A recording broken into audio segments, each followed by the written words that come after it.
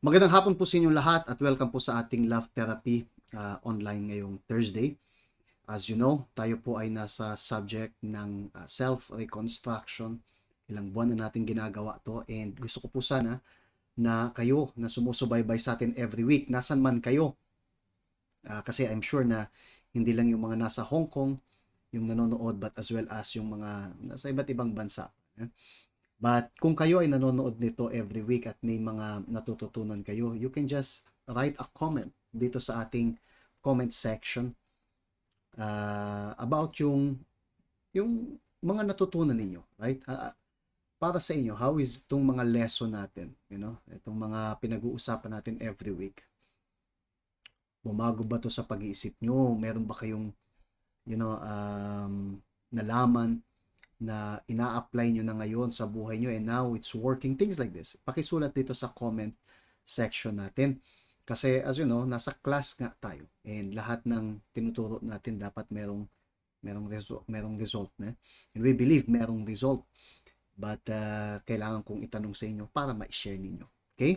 Kasi pinag-uusapan natin yung tungkol sa self-reconstruction and we're gonna be dealing today about something very interesting, yung subject patungkol sa dependency in love. Dependency in love. Ano yung dependency in love? Kasi when we talk about dependency, we're gonna be talking about yung dalawang extreme. We're gonna be talking about yung dalawang side nito, okay? Merong mga tao na dependent, ibig sabihin sila ay nakasalalay, masyadong nakasalalay, masyadong nakakapit. May iba naman na walang pakialam. So, dalawang extreme na mali. Okay? Merong isa na masyadong nakakapit, yun yung pag-uusapan natin today. At meron namang isa na walang paki. Alright? It's like, para mas madali nyo intindihin. So, sa aming dalawa ni Marge. Gusto ko na si Marge ay, wag dumipende sa akin. At ganun din ako sa kanya. Ayaw niya, nakadepende ako sa kanya. Dapat meron kaming sarili naming, right? Vision and may ginagawa and so on. Hindi kami nakakapit talaga sa isa't isang ganyan. But it doesn't mean na gusto ko rin na si Marge since hindi pala nakakapit. So, bahala ka sa buhay mo. Bahala ka dyan. Diyan ka lang sa tabi. Ni hindi na tinatanong kung kumusta. Ni wala nang kinalaman sa isa't isa. And actually, if you think about this Marge, isa yan sa nakikita natin na pinagdadaanan ng marami na parang walang paki. Nandito tayo sa Hong Kong now. And we know na merong mga couples kung saan hindi sila nag-uusap ng malalalim na bagay. They only talk about kapag sa Horana and things like this. Yun na yung kabilang extreme naman, right? Na walang paki, alam kong okay lang siya. Hindi, alam kong mahal niya, alam niyang mahal ko siya and things like this. So, kaya hindi ko na kailangan ipakita and things like this. Kasi alam niya na yun. Pinakasalan ko nga, diba? So, alam niya na yun. Things like this. And this is something na kailangan nating linawin today.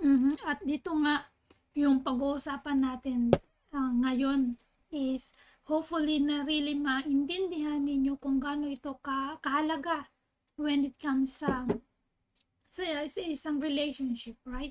Yung pag-uusapan nga natin today is dalawang klase. So, hopefully na kayo na masyado kayong independent, right? Masyado kayo, hindi ko kailangan ng iba. Kaya kong gawin mag-isa. Right? Tulad nga sa mag-asawa. Maraming mga couples nowadays na wala na silang pakialam sa bawat isa. Kahit na nasa isang bubong lang sila nakatira, wala silang communication. Why is that? Kasi siguro nung dalaga pa sila, nung binata, ganun din yung kanilang trato sa kanilang mga magulang at nung nag-asawa sila, ganun pa rin. So, naging independent na sila sa sarili nila. Hindi sila yung mag-asawa, hindi sila nag-uusap, right? Hindi sila nagtatanong ano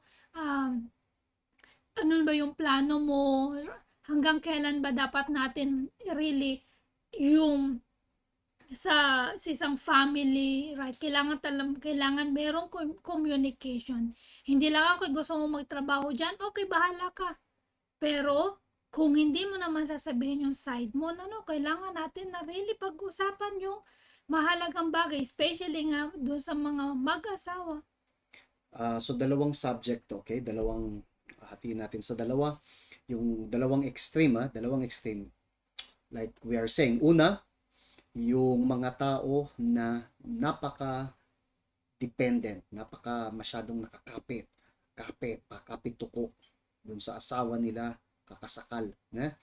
And yun yung isang mali sa unang side. Sa kabilang banda, sa kabilang side ng spectrum, sa kabilang kabila, sa dulong-dulo. So, yun naman yung mga tao na hindi nga nakakapit kasi walang paki. Wala akong paki. Yeah? Sila yung mga taong kasal na hindi kasal at the same time. Walang paki. Okay? Today, let's talk about yung unang part. Okay? Let us see yung signs ng unhealthy dependency. So, ito yung mga tao na kapito ko. Ito yung mga tao na hindi talagang nakakapit. Ano yung mga sign na yung tao may ganyang problema? Paano mo malalaman kung ikaw ay isa sa mga to na meron kang unhealthy? Okay? Unhealthy dependency. Ang unang sign ay yung takot, yung fear of being replaced. Merong mga taong takot na mapalitan. Kaya napaka-insecure nila. May mga taong takot, sila ay insecure dahil dyan. Ang tingin nila dun sa kanilang asawa o sa kanilang partner, parang Diyos. Parang yun lang yung nag-iisa para sa kanila. And so, takot, gagawin nila ang lahat. Alang-alang sa boyfriend nila, alang-alang sa sa asawa nila, sometimes even mali, sometimes, did you know, even umalis sa presensya ng Diyos. There are cases na meron tayong mga members, Marge, na iniwan ang Diyos kasi ayaw ng asawa nila. And sinabi, mamili ka. Yang church mo, yang kulto mo, o ako. And so, what do? Iniiwan nila yung presensya ng Diyos, iniiwan nila yung relationship nila sa Diyos kasi ayaw nila, takot sila na iwan nung kanilang asawa. So, gagawin nila ang lahat alang-alang sa relasyon na yan. And this is isang sign na yung tao ay nasa unhealthy side ng dependency. Napaka-dependent dun sa tao to the point na kahit yung relasyon nila sa Diyos naapektuhan because of that. Yeah, pagdating doon, hindi kayo nagde-decide kung ano yung tama, yung nakakabuti sa inyo. Sa relasyon ganun, pwede rin naman sa trabaho ninyo, isn't it? Maraming mga nowadays, 'di ba? Pwede nilalagay nila sa risk yung kanilang buhay para lang really yung trabaho na yun, hindi sila maalis doon. So maraming mga tao ngayon na willing na sometimes nga pwede silang marami na ngayon mga nangyayari like mga patayan para why is that? Para lang talaga hindi makuha yung sa kanila, ayaw nila talagang ma-replace. Takot sila na maalis doon sa lugar na yun. Takot sila na mawalan ng ganong klaseng trabaho o buhay nila. And this characteristic, nagpapakita to ng insecurity. Yung mga taong ganyan, yung merong unhealthy dependency, nagpapakita to na itong taong to ay talagang merong insecurity. They're so insecure. Ang sagwang makakita ng ganyan. But nakakita tayo. Yung mga taong kapit and so on. As I was preparing this slide para sa inyo, I was searching sa mga pictures ng mga pwede kong gamitin. At the end, ito yung ginamit kong picture. Okay? But as I was searching for pictures, may akong nakita na hindi picture. Actually, this was a picture na kinuha live. Ito lang ito illustration, di ba? Illustration yung ganyan. Pero meron talaga na yung galing sa balita sa China na yung lalaki nakakapit dun sa may binti nung babae para wag daw siyang iwan. Kapit na ganun. Tapos may video siya actually.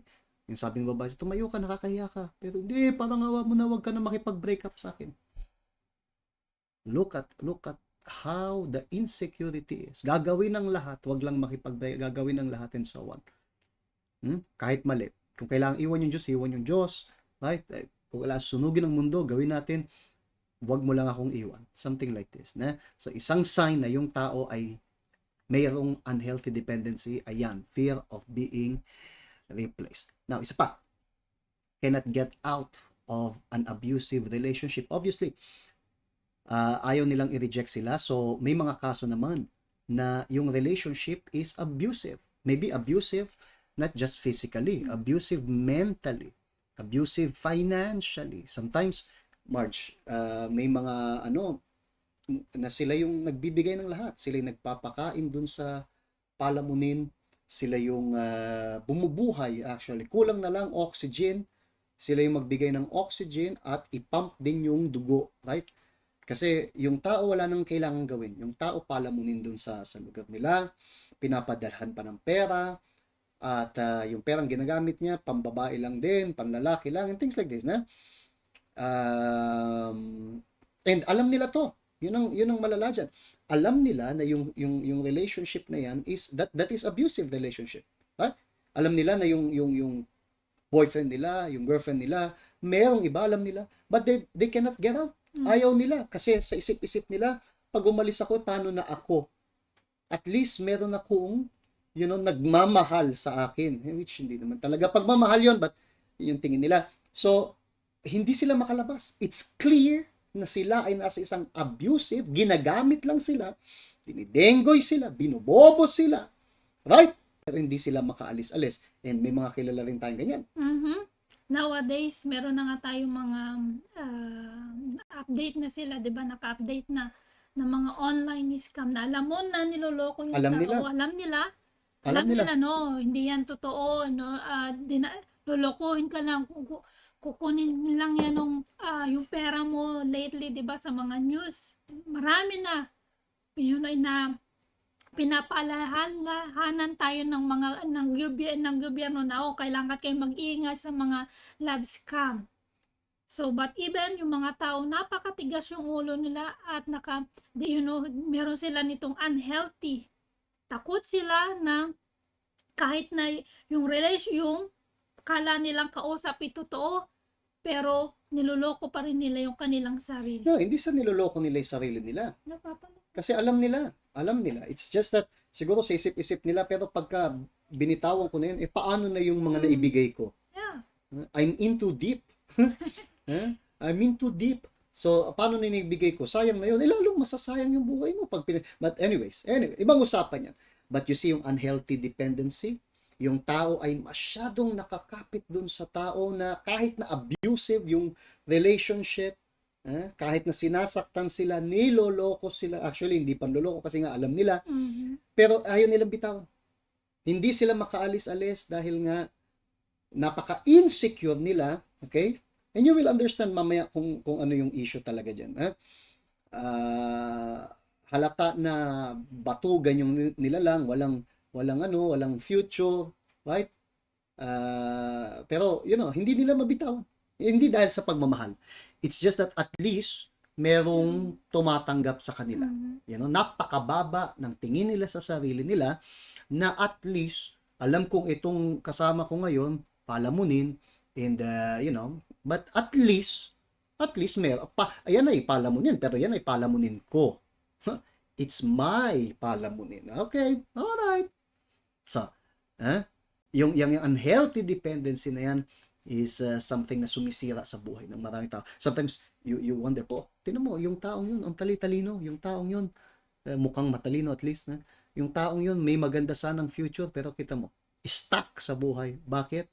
Dahil hindi niya mabitawan yung isang abusive relationship. Okay? So, isa pa yung sign na yung tao may unhealthy dependency. Now, isa sa mga consequence niyan, yung mga tao na merong unhealthy dependency, they end up pushing away the person they wanted to attract. Oh my goodness. Did you know this? Did you know na what happens is that kapag yung tao ay nakakapit ng ganyan, nakakawalan ng gana pag yung tao nakakalunod dyan, nakakasakal.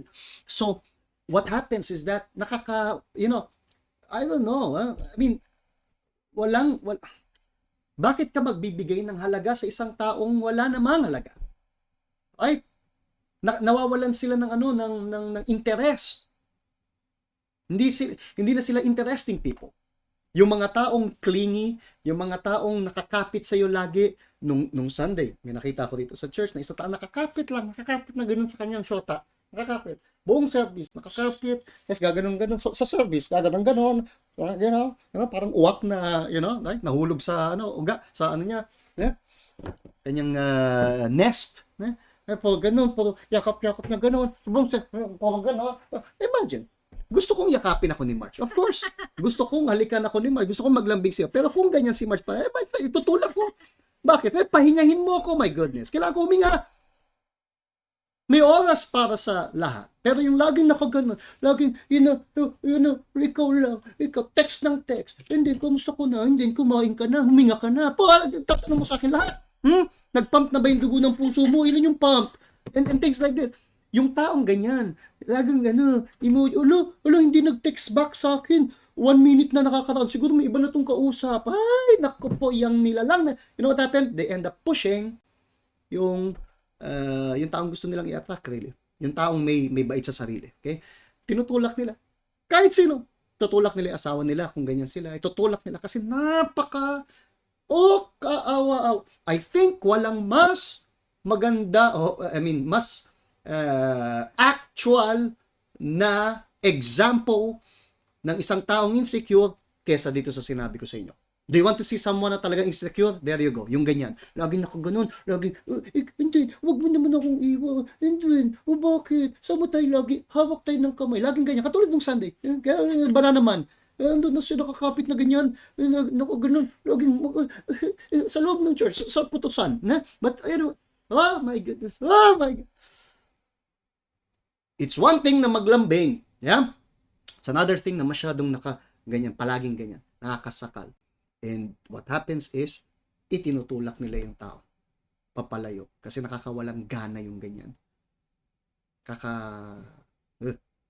Yeah, wala. I do believe na walang taong may gusto na ganun. Siguro sa umpisa, dating, like getting to know each other.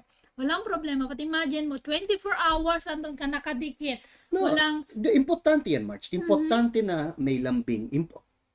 Listen, importante may lambing. Importante.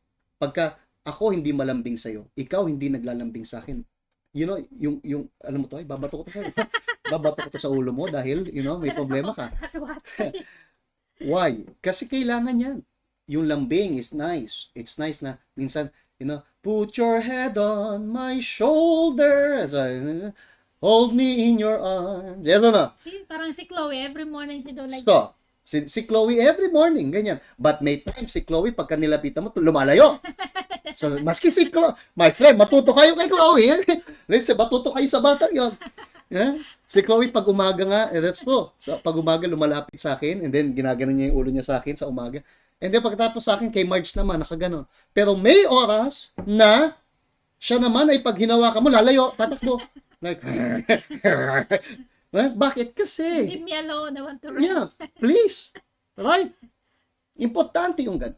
Pero ang sinasabi natin yung masyadong clingy na check na ng check na saan ka na ngayon. Tawag ng tawag. Imagine. Nung oras ka uwi. Yeah. Kakatawag mo lang kanina 10 seconds ago. And pero ganito, kung kumain ka na ba? Lahat. Oh my goodness. Kailangan Nakakapuno. mo mag-report every minute. Yeah, hindi na yan. hindi na normal yan, my friend. Yan ay communism, I'm telling you. So, yan yung isa pa, isa pang sign na yung tao, actually, consequence ng taong masyadong dependent sa kapwa. Now, isa pang sign is yung unable to get over a finished relationship. Now, this is very interesting. Anong ibig sabihin ng unable to get over a finished relationship? So, maybe may mga pinagdaanan sila noon, may mga pinasok silang relationship, may mga nakilala sila. Now, yung tao na actually merong unhealthy dependency, okay? isa sa mga sintomas niyan ay hindi nila kayang maiwan, makalimutan yung kanilang relationship. So, yun yung reason kaya Marge, friend pa nila sa Facebook. Yun yung reason, yung ex nila na, yun yung reason kaya chine-check nila lagi sino yung bagong boyfriend, sino yung bagong girlfriend, nakasal na ba, stalker sila. And then magko-compare, still mo, ang laki ng ilong sa akin. Pangit naman. Pangit naman, mukhang tsinelas. Something like this. And bakit nila laging tinitingnan? The truth is, hindi sa nanloloko sila o nangaasal sila. The truth is, they cannot get over that. Kasi if you can get over that, you forget. Not forget, but you let go. Wala akong paki. Yeah. Wala na akong paki kasi tapos na, di ba? But may mga taong hindi nararamdaman pa rin nila yung sakit na ginawa sa kanila. Hindi sila makapagpatawad, makamove on. You know? So, they are unable to get over. They are unable to move on. Yun yung isa sa mga sign din na yung tao ay dependent doon sa iba. Kasi nga, sila yung mga tao na feeling nila, pag wala itong taong to, paano na ako? Like, doon na lang umiikot yung buhay nila sa taong yun.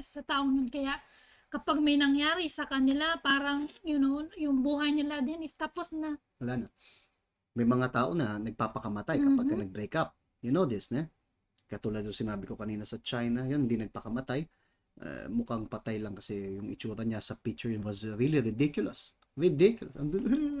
Katulad niya nung Banana Boy na nakita ko sa paligid. Something like that.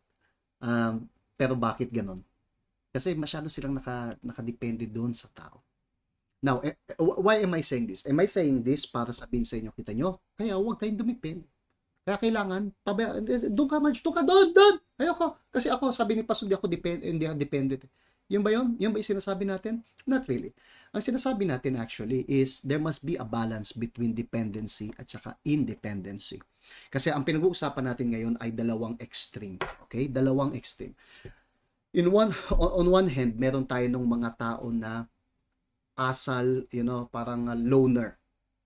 Loner. They are lonely loner. Right?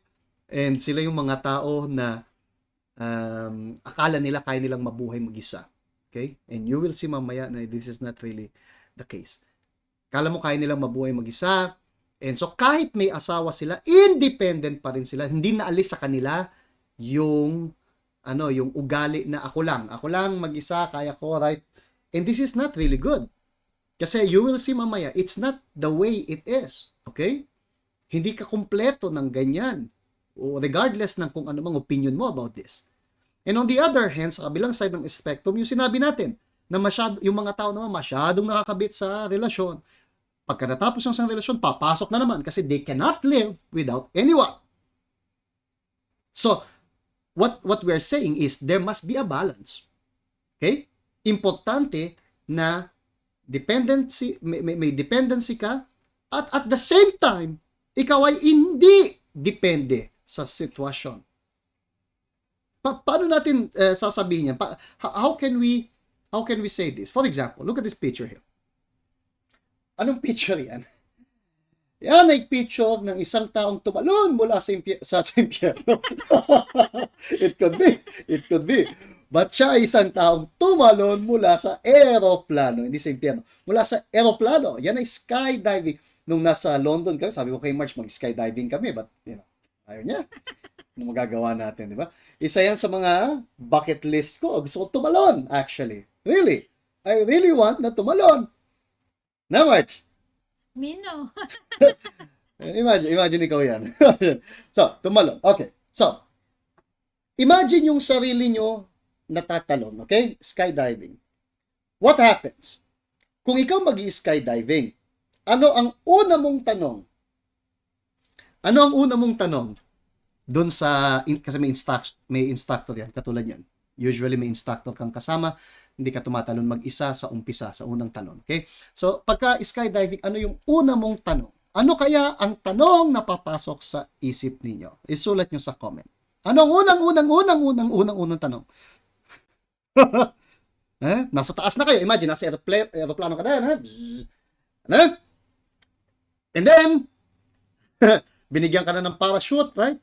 Then tatalo na. Ano yung unang tanong? Ang tanong ay, paano kung hindi gumana yung parachute? O, Sel, kuya, paano kung hindi ito magbukas? Paano kung pumalya tong parachute na to? Yes or no? Paano na? And normal na tanong yan.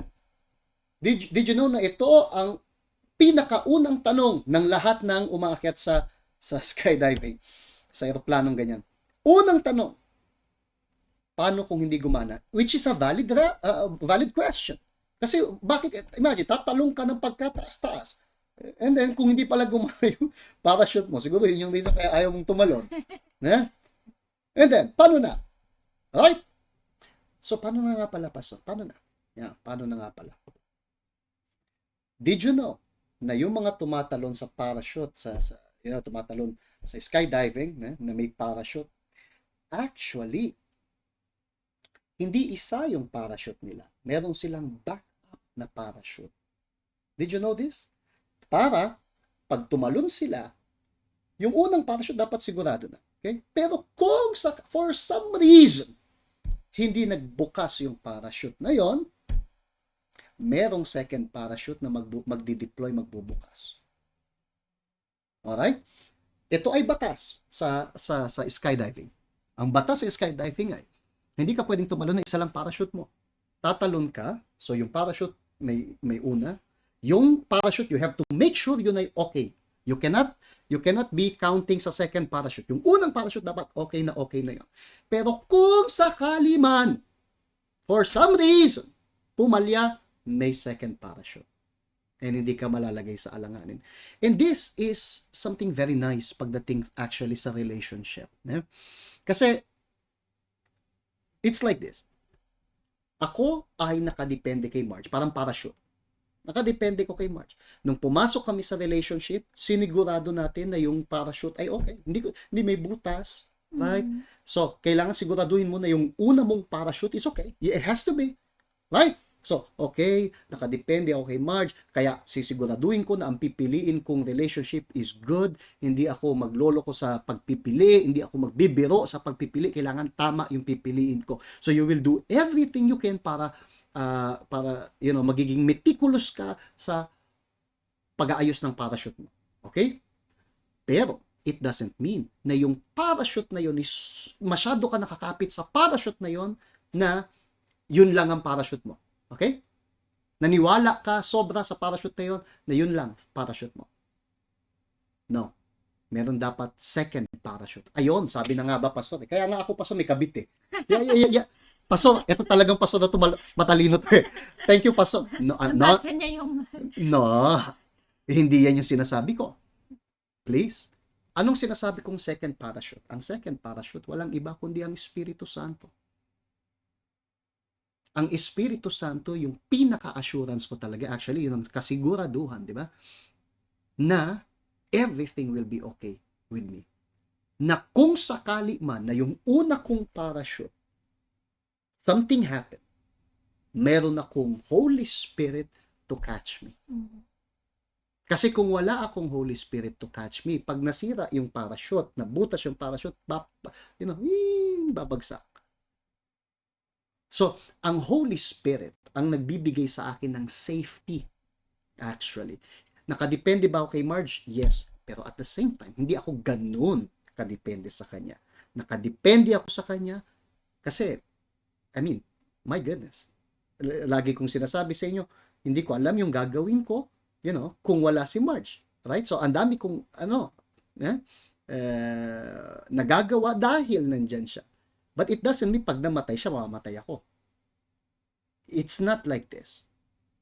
Na kapag ka nawala siya, mawala. It's not like that. Bakit? Kasi ang Holy Spirit talaga, yung pinaka-safety ko, and ganun din sa Kanya. Nakadepende ba sa akin si Marge? Sure, nakadepende siya sa akin. Ano mang desisyon ko, makaka-apekto sa buhay niya. Pero hindi ako Diyos to the point na sa akin lang siya. Na, let us suppose, isang araw mag-decide ako, napraning ako, nabaliw, iniwan ko yung Diyos. Hindi siya aalis sa Diyos kasi iniwan ko yung Diyos. Hindi siya sasama sa akin. Bakit? Kasi hindi naman ako yung mundo niya. Ang parachute niya si Jesus. So pagka ginusto kong umalis, Aalis ako pero siya mananatili kay Jesus. Naintindihan niyo sinasabi ko? So, dependent siya sa akin, pero at the same time, hindi siya talaga dependent sa akin. And this is the secret. Yan yung balance na sinasabi natin. Dapat may balance sa loob ninyo. Dapat kayo yung tao na, okay, I know, yung mga single, I know kailangan kong maghanap kasi it's not good for a man to be alone. So, it's good maghanap ng partner. But at the same time, makahanap man ako ngayon o hindi naman to talaga yung magpapalya sa buhay ko kasi nasa sa akin ang Diyos. See, dependent and undependent at the same time. Pag yan wala sa atin, Marge, what happens? Bubulusok tayo pababa kasi yun yung reason kaya kapag may mga taong na-disappoint sa marriage nila, bumubulusok, depression, suicide. Bakit? Kasi yung mundo nga nila, sabi mo, umiikot lang sa tao. Wala silang parachute. Wala silang yung safety net. At yung Holy Spirit, yung kulang dyan. Kaya nga pinag-usapan natin na dapat tumira ang Holy Spirit sa isang tao. At dito nga, kapag meron kayong Espiritu Santo, hindi kayo lang nakadepende dun sa meron kayo ngayon. Kasi yung meron ka ngayon, pwede yan mawala sa iyo. Pero yung Espiritu Santo mananatili sa iyo. Bibigyan ka niya ng lakas, bibigyan ka niya ng yung mga single ng really, direction kung yan ba talagang kausap mo, iyan ba yung inihanda ng Diyos para sa iyo. Kasi kung wala kang Espiritu Santo, puro mga mali. Yung decision mo, okay, sa una siguro it seems good. White kasi puso yung nandyan. Puso yung mga nakikita mong pagmamahal, puro love, love, love. Pero in the end of the tunnel, for sure, magkakaroon kayo ng problema at kung wala yung Espiritu Santo doon, ano yung mangyayari sa iyo, babagsak ka rin. Kaya, yung pinag-uusapan natin ngayon is ito yung napaka-essential. Ito yung really pinakang root really para magkaroon kayo ng magandang relationship. Hindi lang pagkasal ka na, wala ka nang gagawin o kailangan mo yung panatilihin yung Espiritu Santo. It's very important to understand yung balance na yan. Nakadepende ako sa asawa ko, right? Pero hindi ako nakadepende to the point na kapag ka nawala siya, wala na, it's not. Bakit? Kasi yung Holy Spirit talaga yung safety ko. Sa kanya, pwede talaga akong dumipende. Right? Dumipende talaga. Kasi yung Espiritu Santo, hindi ka niya di-disappoint. For sure. Maraming tao na madi-disappoint ka sa relationship mo, sa husband mo, sa family mo, madi-disappointed ka. Pero yung Diyos, yung Espiritu Santo, never tayong madi-disappoint niya. So, I really pray na naintindihan po ninyo itong part na to patungkol sa dependency and at hindi pag-depend as well, na yung balance sa pagitan ng dalawa. Kasi most of the things na sinabi natin ngayon ay para doon sa mga tao na masyadong masyadong nakakapit na nakakasakal, di ba? Masyadong nakadepende. You cannot be like this. You need to understand the Holy Spirit ang dapat mo talagang kapitan at hindi yung tao. Okay? But on the other hand, sabi natin, merong ang dalawa, di ba? Yan, yung mga ganyan tao. At saka yung isa naman na walang pake. Yung mga tao, hindi, kaya ko mag-isa, ako lang, kaya ko yan mag-isa. Ako mag-isa ako, kaya ko yan. Okay, I understand that. But you have to realize as well na kung dadalin mo yung ganyang pag-iisip sa relationship, actually, kung ganyan ka, huwag kang pumasok sa kahit anong relationship, really, kasi sisirain mo lang yung buhay ng taong papasukan mo ng relasyon. And the thing is, pagka pumasok ka sa relasyon na may ganyan, yung relationship niya magiging napakalungkot. Kasi, like I said kanina, the truth is, nakadepende ko kay Mark sa maraming bagay. Nakadepende siya sa akin sa maraming bagay. Ito biblical to. Diyos ang actually gumawa nito. Okay? Hindi pwedeng nakadepende ako to the point na yung mundo ko umiikot sa Kanya. Pero, ako ay nakadepende sa Kanya. Alright? Sabi sa Biblia, nevertheless, neither is man independent of woman, nor woman independent of man in the Lord. So, hindi daw na yung lalaki talagang independent sa babae, yung babae. And you know what? This is exactly yung nakikita natin sa panahon ngayon. Maraming nagsasabi, hindi ko kailangan ng sino man. Ako lang mag-isa, ako lang. But if you think about this, may mga bagay na hindi kayang gawin ng lalaki at may mga bagay na hindi kayang gawin ng babae. They complement each other. Kaya sabi sa Biblia na hindi daw talaga completely independent yung lalaki sa babae at hindi rin pwedeng independent yung babae sa lalaki pagdating sa Diyos. Sabi, for as woman came from men, even so men also comes to a woman. But all things are from God. Isn't that yung reality? Nung ginawa ng Diyos, lahat ng bagay ginawa niya si Adan. Si Adan yung una niyang ginawa, right?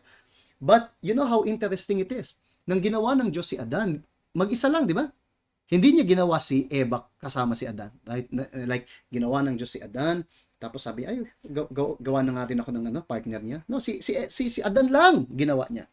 At first, nabuhay si Adan. Nung nabuhay si Adan, binigyan ng Diyos ng kapangyarihan si Adan para maghari sa lahat, pangalanan yung mga hayop. Pero mag-isa, wala si Eva. We do not know how long it took. Kung ilang araw, ilang linggo, ilang taon, I'm not sure. Right? But, so, yung trabaho ni Adan is pangalanan yung mga hayop, Pero sabi sa Genesis, nung ginawa niya yon, napansin niya sa bandang huli, wala raw katulad niya. And then, tsaka sinabi ng Diyos, it is not good na mag-isa yung tao. So, pinatulog niya si Adan, gumawa siya, hindi gamit na yung alikabok tulad ni Adan. Gumawa siya ng babae mula kay Adan. Right? Look how nice. And then ngayon, nung nagising si Adan na ganun, nakita niya yung babae doon and then, wow! Sabi niya, ngayon, ito ay kalaman ko. Ito yun. Siya yun. Hindi ko yung nakita doon sa ostrich, sa mga giraffe. Yan yun. Yan yung partner ko. So, you see yung dependency ng lalaki. Yung lalaki, si Adan, nasa kanya lahat. Walang kasalanan noon. Matagumpay siya noon. Siya yung hari ng lahat. And yet, may kulang sa kanya.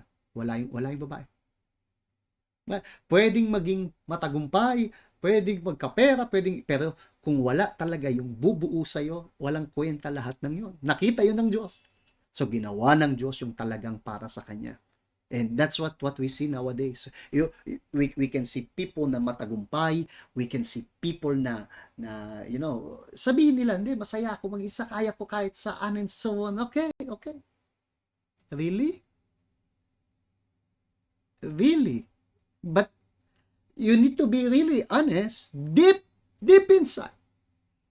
Kung yung Diyos, baka nagkamali yung Diyos. Kasi yung Diyos mismo yung nagsabi, it's not good. Nakita ng Diyos, it's not good. Gagawa ako. And since then, what happened? Yung dalawa ay magkasama palagi.